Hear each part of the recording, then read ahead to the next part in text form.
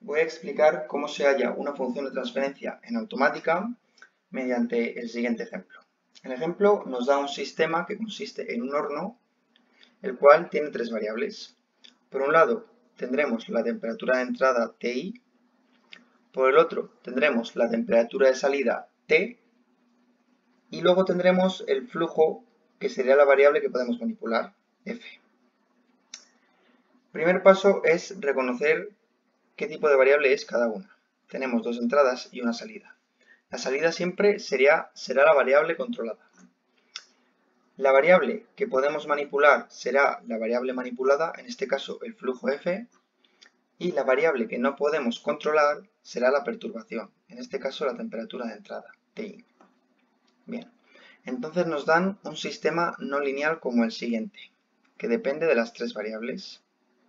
Nos dicen además que en estado estacionario tenemos 40 grados como temperatura de salida y 10 grados como temperatura de entrada, o sea que nos dan los datos de la Ti y de la T en el punto de linealización. Por lo tanto tendremos que sacar el dato de la F. Bien, entonces si bajamos podemos ver como en el primer paso localizan las entradas y la salida y en el segundo paso linealizan el sistema. ¿Vale? Lo primero que hacen es calcular el punto de linealización.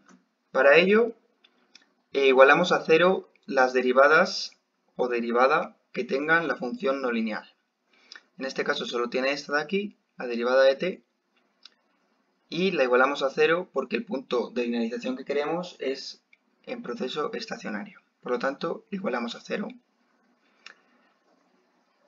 Una vez igualado a cero, lo que sacamos es el valor del flujo inicial en el estado estacionario, en el punto de equilibrio que queremos, porque ya tenemos el dato de la temperatura de entrada y la temperatura de salida, por lo tanto solo tenemos que despejar F.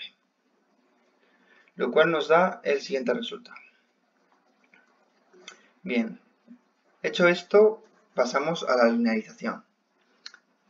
¿Cómo se linealiza? Bueno, pues lo primero que tenemos que hacer es pasar todas las variables a un lado de la igualdad, de tal forma que en el lado de la derecha solo quede el 0, y a partir de ahí tendremos la función que vamos a linealizar. Para linealizar hay que colocar la función en la siguiente expresión. Aquí, como indica la pantalla, hacemos la derivada de la función respecto de una variable en el punto de linealización y lo multiplicamos por el incremento de la variable. Y a esto le sumamos el mismo proceso con el resto de variables.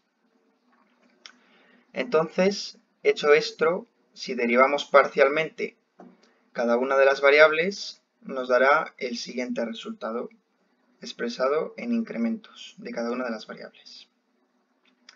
Bien, entonces operamos sustituyendo f0, t0, ti0 y t'0, que son las variables de las que depende la función, las sustituimos por los valores que nos han dado en el punto de linealización, el cual hemos calculado antes.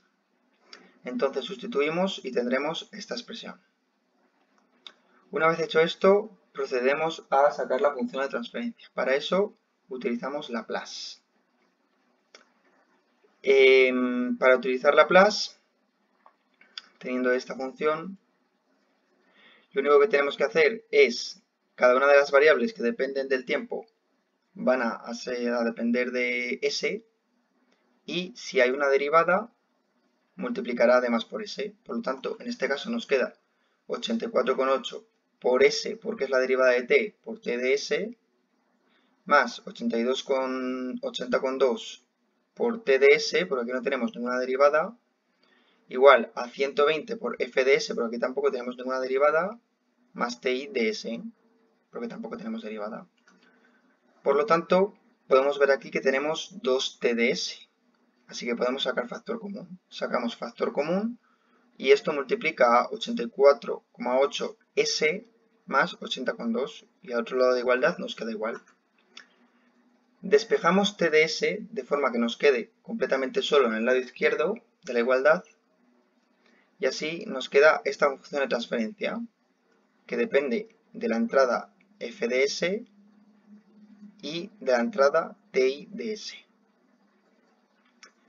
El último paso ya sería dividir numerador y denominador por 80,2 para que el factor independiente sea 1. Y esta sería la función de transferencia del sistema.